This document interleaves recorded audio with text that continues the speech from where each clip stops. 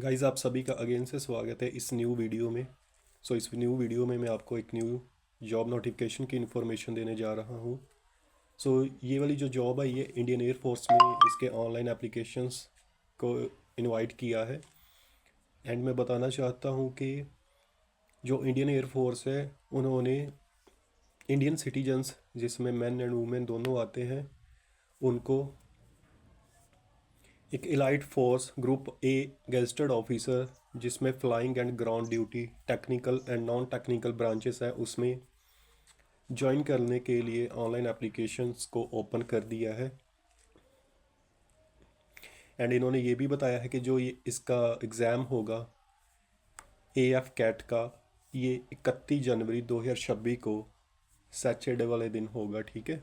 फिर से बताना चाहता हूँ कि ये वाली जो जॉब है ये इंडियन एयर फोर्स में फ्लाइंग ब्रांच में एंड ग्राउंड ड्यूटी में टेक्निकल एंड नॉन टेक्निकल दोनों ब्रांचेस में ओपन हो चुके हैं। एंड एनसीसी स्पेशल एंट्री भी इसमें ओपन है।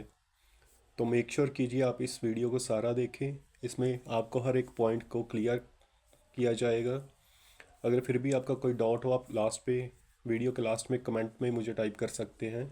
जो इसके ऑनलाइन एप्लीकेशन सबमिट होने वो 17 नवंबर 2025 से शुरू हो जाएंगे। एंड इसकी जो लास्ट डेट है ऑनलाइन एप्लीकेशन सबमिट करने की वो है 14 दिसंबर 2025। इससे पहले मैं आपको बताना चाहूँगा कि अगर आप इस चैनल पे न्यू है तो इस चैनल को सब्सक्राइब कर ले, बेल आइकन को हिट करना ना भूलें ताकि आपको आने वाली न्यू जॉब नोटिफिकेशन की फुल इन्फॉर्मेशन मिलती रहे। एंड लाइक कमेंट शेयर करना भी मत भूलें। चलिए आगे शुरू करते हैं। बात करते हैं कि इस जो जॉब नोटिफिकेशन है इसमें इन्होंने जो एएफ कैट की एंट्री है उसमें 3 तरह की ब्रांचेस है जिसमें अलग अलग तरह की वैकेंसीज़ की इन्होंने ओपनिंग की है, ऑनलाइन एप्लीकेशन की डिमांड की है। जो एएफ कैट एंट्री है जैसे आप स्क्रीन पे देख रहे हो इसमें 3 ब्रांचेस है। पहली ब्रांच है फ्लाइंग ब्रांच, ठीक है। सेकंड नंबर पे है ग्राउंड ड्यूटी ब्रांच जो टेक्निकल है। एंड थर्ड नंबर पे ग्राउंड ड्यूटी ब्रांच जो नॉन टेक्निकल है।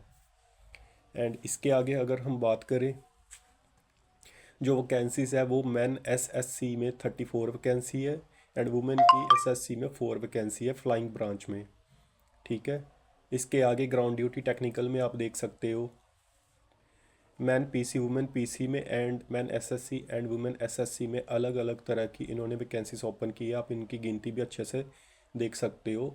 थर्ड नंबर पे ग्राउंड ड्यूटी नॉन टेक्निकल की बात की है उसमें आप देख सकते हो कि man SSC and women SSC में वेपन सिस्टम में 21 ओपनिंग है मैन के लिए, एडमिन में 48 है, एलजीएस में 9 है, अकाउंट्स में 8 है, ईडीएन में 2 एंड एमईटी में 1 है। तो ऐसे ही आप वुमेन की कैटेगरी के लिए भी जो वैकेंसीज ओपन हुई है उनकी गिनती देख सकते हो।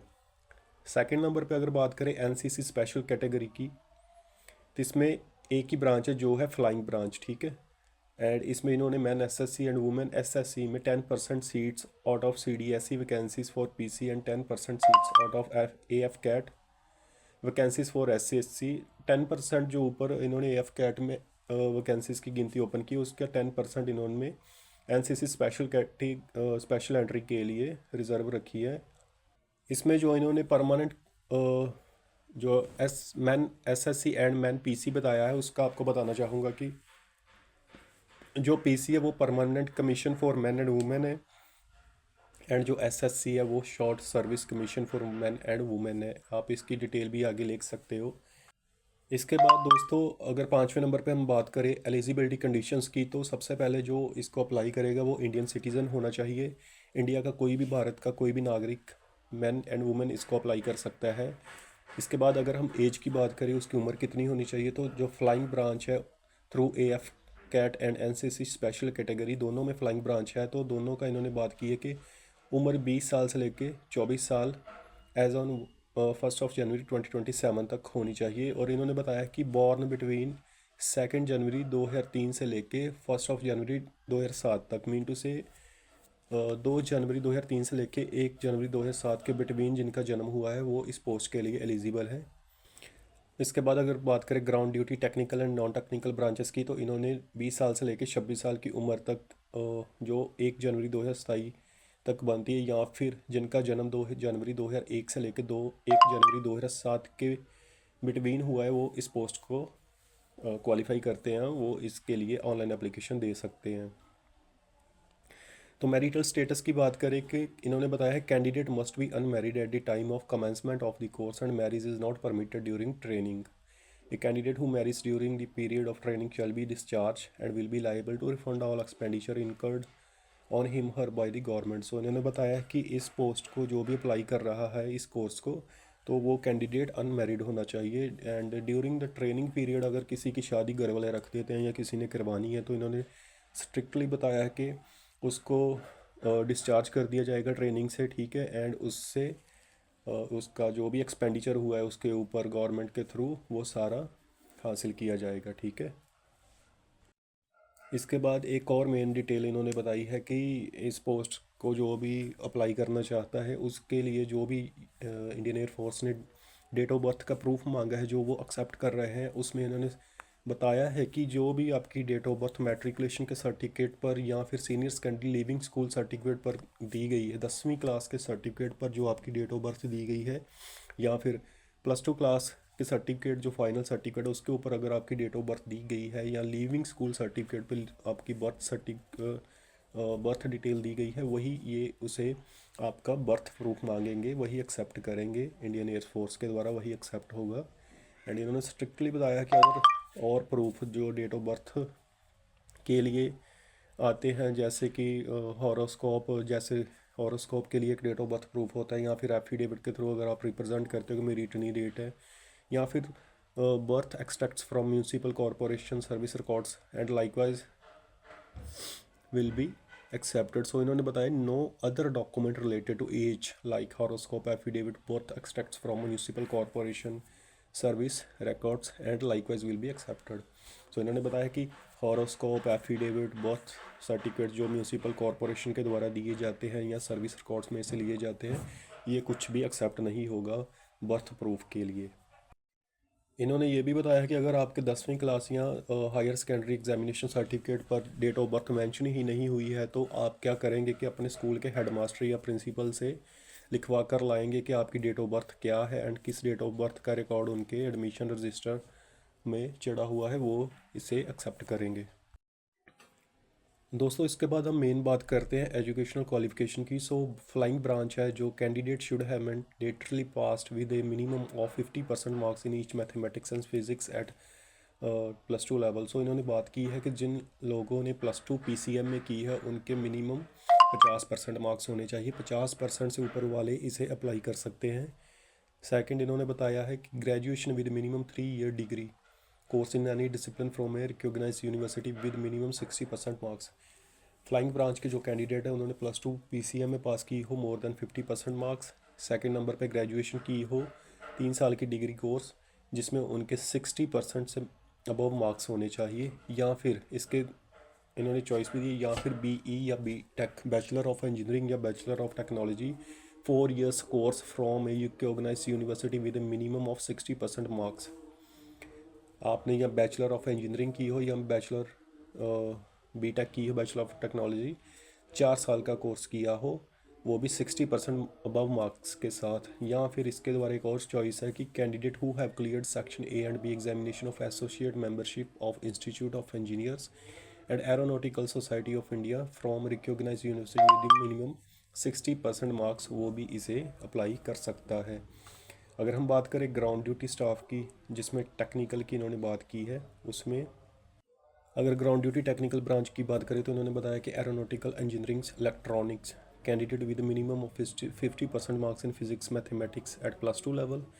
+2 लेवल आपने PCM में की हो एंड 50% से अबव मार्क्स होने चाहिए आपके फिजिक्स एंड मैथ में, and MSc electronics with minimum 50% marks with BSc in physics with minimum of 60% marks, या फिर a minimum of 4 year degree graduation integrated post graduation qualification in engineering technology, या फिर cleared section A and B examination of associate membership of institution of engineering, या फिर aeronautical society of India and graduate membership examination of the institute of electronics and telecommunication engineering by actual studies with a minimum of 60% marks और equivalent in the following discipline so आप ये सारी screen पे जो देख रहे हो, इनमें से कोई आपके पास अगर क्वालिफ़िकेशन है तो आप इसे अप्लाई कर सकते हो ग्राउंड ड्यूटी टेक्निकल ब्रांच में। ये आप देख रहे हो स्क्रीन पे, ये काफ़ी इंजीनियरिंग की ब्रांचेस बताई गई है। अगर इसमें से किसी में आपके की हुई है अपनी एजुकेशन तो आप इसे अप्लाई कर सकते हो। लास्ट पे बात करें अगर एरोनॉटिकल इंजीनियरिंग मैकेनिकल की, ठीक है, तो उसमें भी इन्होंने यही क्वालिफिकेशन बताई है, आप इसे भी अच्छे से रीड कर सकते हो। एंड सेम इन्होंने अगर इसकी फर्दर ब्रांचेस बताई है जिसमें आपकी एजुकेशन होनी चाहिए। अगर हम बात करें ग्राउंड ड्यूटी नॉन टेक्निकल की, पहले टेक्निकल की बात की थी, अब नॉन टेक्निकल ब्रांचेस की है, तो इसमें इन्होंने बताया कि वेपन सिस्टम ब्रांचेस के लिए क्या एजुकेशन होनी चाहिए। तो इन्होंने बताया कि आपने candidate should mandatory passed with minimum 50% marks in each math and physics.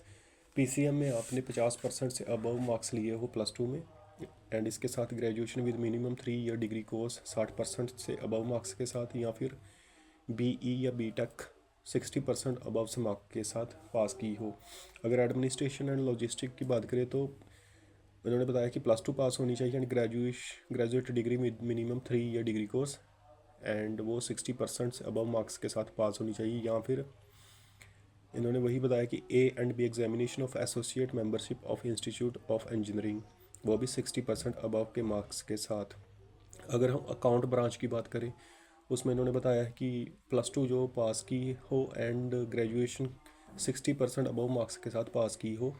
इसके साथ बीकॉम डिग्री होनी चाहिए 3 साल का course, bachelor of business administration in with specialisation in finance, या बैचलर ऑफ मैनेजमेंट स्टडीज़ या बैचलर ऑफ बिजनेस स्टडीज़ होनी चाहिए। इसके बाद qualified CA CMA CS and CFA होने चाहिए, या फिर BSc with specialisation in finance. सबसे पहले आपने यही देखना है कि अगर आपने +2 क्लास है वो PCM में पास की है, ठीक है, वो इस पोस्ट के लिए एलिजिबल है। इसके बाद बात करते हैं इसे ऑनलाइन एप्लीकेशन अप्लाई करने के लिए। तो इसके लिए आपको इंडियन एयरफोर्स के ऑफिशियल वेबसाइट पे जाके अपना अकाउंट रजिस्टर्ड करना है, एंड उसके बाद आपको ऑनलाइन एप्लीकेशन फिल करना है। तो इन्होंने एग्ज़ाम की डेट भी बताई है जो 31 जनवरी 2026 है, एंड इसके जो एडमिट कार्ड है वो आप 22 जनवरी 2026 को डाउनलोड कर सकते हो।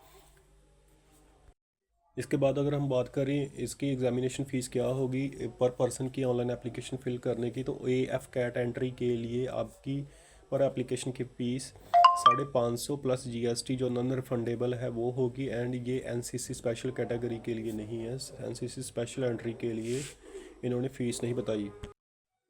सो दोस्तों इसके बाद अगर हम बात करें इसकी जो सैलरी होगी तो इन्होंने बताया है कि दी पे on commissioning as per 7th CPC जो फ्लाइंग ऑफिसर है उनकी जो पे एज़ पर डिफेंस मैट्रिक्स बताई है वो है 56,100 से लेके 1,77,500 तक है लेवल 10, एंड इसके MSP 15,500 बताई गई है, ठीक है।